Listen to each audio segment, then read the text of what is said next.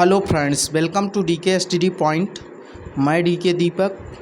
जैसा कि आज आप लोगों के लिए सिर्फ मैं टेट और सीटेट के लिए सवालें लेकर आया हूं। यह वीडियो सिर्फ टेट और सीटेट के लिए है। यह सभी सवालें जो आज मैं कराने वाला हूं बहुत ही इम्पॉर्टेंट सवाल हैं, जो कि हमेशा अक्सर टेट के और सीटेट के पेपर में देखी जाती है, प्राइमरी के पेपर में। ठीक है दोस्तों, जैसे पहली सवाल इसमें दिया गया है और आप लोगों से यह निवेदन है कि आप लोग चैनल को सब्सक्राइब करें, हमारे यूट्यूब चैनल को सब्सक्राइब करें। अगर चैनल पर नए हों तो तुरंत चैनल को सब्सक्राइब करें, और अगर आप पहले से ही चैनल सब्सक्राइब कर सके हैं तो ज़्यादा से ज़्यादा शेयर करें। ठीक है दोस्तों, आप लोगों का मुझे कमेंट चाहिए कि किस तरीके से मैं वीडियो पढ़ाता हूं। अगर वीडियो अच्छी लग रही है तो कमेंट करके ज़रूर बताइए दोस्तों।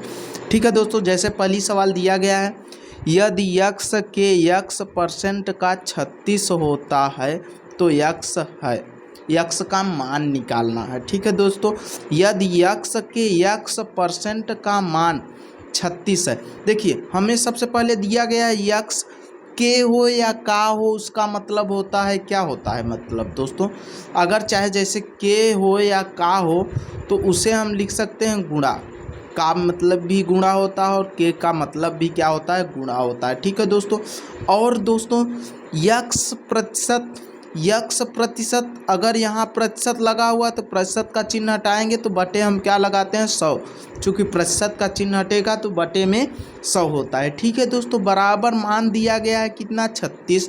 बस हो गया दोस्तों। अब सिंपली यक्स का मान निकाल लीजिए। यक्स में यक्स का गुणा करिए, यक्स स्क्वायर हो जाएगा दोस्तों। इधर 100 बटे में था, उधर जाएगा, सटा हो जाएगा, अर्थात गुणा में हो जाएगा। तो 100 में 36 का गुणा करेंगे तो कितना आ जाएगा दोस्तों, 3600 आ जाएगा। ठीक है दोस्तों, 3600। अब यहाँ पर स्क्वायर अगर लगा हुआ है तो उस तरफ चला जाएगा तो किस में चला जाता है, कड़ी में।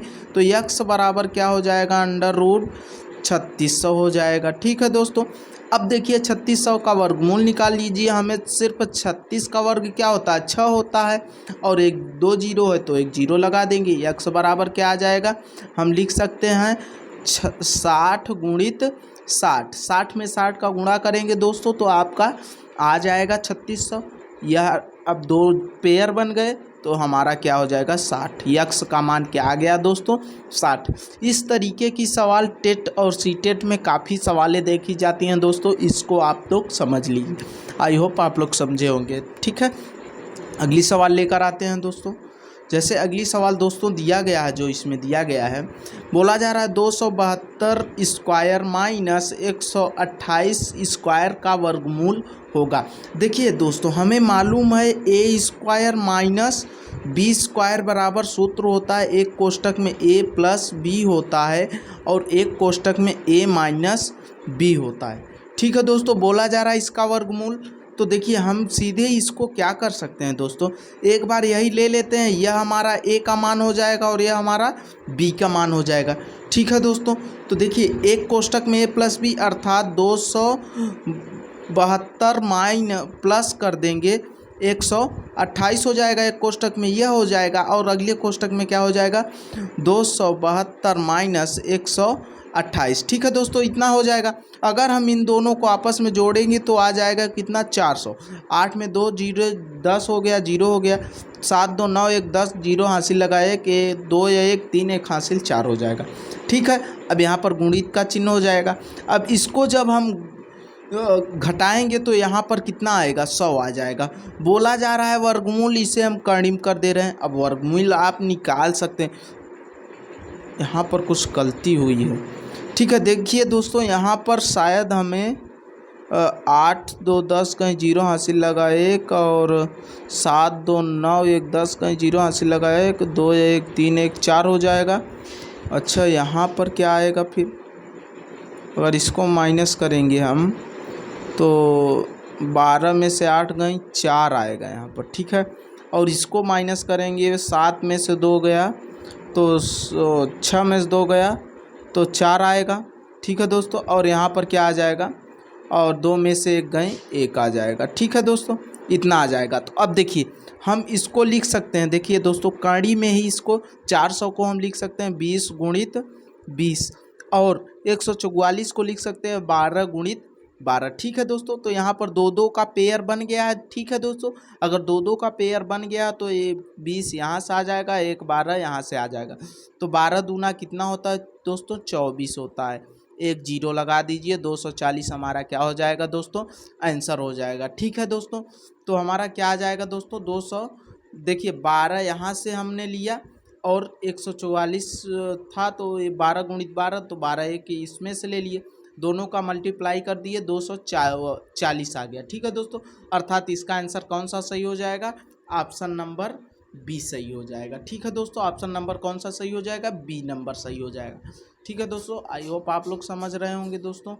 जैसे अब इसमें दिया जा रहा है दोस्तों, अगली सवाल जो दिया गया है, यदि 1/36.18 बराबर इतना हो तो 1/0.000361 का मान होगा। ठीक है दोस्तों, पहले तो हमें इसको जो है इस रूप में चेंज करना है, तो चलिए हम चेंज करते हैं। जैसे यहाँ पर देख लीजिए, हमें किया गया है 0.000361 इतना दिया गया है दोस्तों। तो आप इसको सिंपली ऐसे हल करिए, एक बटा में करिए। अब यहाँ दो अंक हमको 1 2 3 4 5 5 अंक दशमलव खिसकाना है, यहाँ पर लगाना है, तो हम यहाँ पर लिख दे रहे हैं 36.18 इतना लिख दिए गुणित। अब जब यह हम इसको यहाँ पर कर दिए तो यहाँ जितना, चूँकि दशमलव को हम एक लेते हैं, चूँकि दशमलव यहाँ से हटा के यहाँ पर लगा दिए तो हम एक लेते हैं, और जितनी संख्याएं रहेंगी 1 2 3 4 5 संख्या का स्कार है तो 5 हम जीरो ऊपर लिख देते हैं, बस इतना हो गया दोस्तों। अब इतने का बराबर आपको दिया गया है, कितना दिया? 0.0276 इतना दिया गया। गुणित कर दीजिए, 1,00,000 से गुणा कर दीजिए, यह जो हमारा है 1,00,000 से जब गुणा करेंगे तो यह आ जाएगा दोस्तों 276, एक कम 276 हो जाएगा। और कितने जीरो लग जाएंगे? 5 जीरो इसमें लग जाएंगे।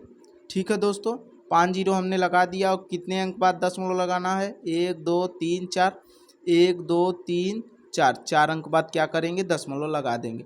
ठीक है दोस्तों, तो कितना आ जाएगा? 2760, यही हमारा क्या हो जाएगा दोस्तों? आंसर हो जाएगा। तो ऑप्शन नंबर कौन सा सही हो जाएगा दोस्तों? ऑप्शन नंबर इसमें भी बी सही हो जाएगा। ठीक है दोस्तों, आई होप आप लोग समझ रहे हैं। यह सवाल जो लेकर आ रहे हैं, यह सवाल बहुत ही बेहतरीन सवाल है दोस्तों, इसको आप समझिए, यह काफ़ी सीजीएल में भी पूछी गई सवाल है। सबसे छोटी अभाज्य संख्या, तो देखिए सबसे छोटी पहले भाज्य संख्या, देखिए अभाज्य संख्या क्या होती है? हम 2 से स्टार्ट करते हैं। एक न तो भाज्य है और ना ही अभाज्य है, एक को हम नहीं लेते हैं। लेकिन सबसे छोटी संख्या कौन सी भाज्य है? 2 हो गए, 2 के बाद 3 हो जाती है, 3 के बाद 5 होती है, 5 के बाद क्या होती है? 7 होती है, 7 के बाद दोस्तों 11 हो गई, 11 के बाद आती है 13, 13 के बाद 17, 17 के बाद 19, इसी तरीके से डॉट डॉट पूरा 100 तक में कुल 25 संख्याएं होती हैं। तो सबसे छोटी अभाज्य संख्या कौन सी हो जाएगी दोस्तों? ऑप्शन डी, 2 नंबर हो जाएगी, 2 हो जाएगी। ठीक, एक हमारी न तो अभाज्य है और ना ही भाज्य है। ठीक है, अगली सवाल बहुत ही बेहतरीन सवाल है दोस्तों। इस सवाल को आप लोग ज़्यादा से ज़्यादा, हम सोच रहे हैं कि अपने से करने का प्रयास करेंगे दोस्तों। यह सवाल देखिए दोस्तों, बहुत ही अच्छी सवाल है दोस्तों, इसको आप हल करिए। जैसे यहाँ पर दिया गया है, प्रथम क्रमागत 3 सम संख्याओं का मस तथा लस। तो पहले प्रथम क्रमागत 3 सम संख्या हैं क्या? देखिए, एक तो विषम हो जाती है, 2 पहली सम संख्या होगी, 2 के बाद 4, 4 के बाद 6, यही 3 संख्या हैं। तीनों का अगर हम लस निकालेंगे तो लस जो बड़ा संख्या होता है वही हो जाता है। तो देखिए यह 6 है, लेकिन 6 4 से विभाजित नहीं हो रहा है, तो 2 से और गुणा कर दी, अर्थात लस कितना आ जाएगा? 12 लस आ गया। 12 क्या आ गया? लस। अब देखिए दोनों में सब में कॉमन क्या मिल रहा है? जो मस क्या होता है? वह बड़ी से बड़ी संख्या जो दी गई संख्याओं को क्या कर दे? विभाजित कर दे। लस क्या होता है? वह छोटी से छोटी संख्या जो दी गई संख्याओं से क्या हो जाए? विभाजित हो जाए। देखिए सबसे भाग दीजिए, इसमें यह कट जाएगा। ठीक है, और जो हमारा बड़ी संख्या होती है वह कौन सी संख्या होगी? जो कि इसे भी काट दे, इसे भी, इसे भी। तो 2 से 4 भी कट जा रहा है और 6 भी कट जा रहा है। तो हमारा मस अर्थात मस क्या होता है, सभी में पदों में जो कॉमन अंक हो वही हमारा क्या हो जाएगा, मस। तो पूछा क्या गया, मस तथा लस। तो मस हमारा 2 हो जाएगा और लस कितना हो जाएगा दोस्तों, लस हो जाएगा हमारा 12। ऑप्शन नंबर कौन सा सही हो जाएगा दोस्तों, ऑप्शन नंबर डी। हो सके तो दोस्तों आप लोग अगर इतना अच्छा पढ़ाने के बाद आप लोग सपोर्ट करिए, ठीक है दोस्तों, चैनल को सब्सक्राइब करिए। हमें पूरा गारंटी है कि आप लोगों के लिए मैं मैथ का डर हटा दूंगा, ठीक है दोस्तों। तो कोशिश करिए आप लोग चैनल को, अगर आप चैनल पर नए हो तो तुरंत सब्सक्राइब करें, अगर चैनल को सब्सक्राइब कर चुके हैं तो दोस्तों शेयर करने का प्रयास करें, ठीक है दोस्तों। आप लोगों से निवेदन है। थैंक्स दोस्तों, जय हिंद।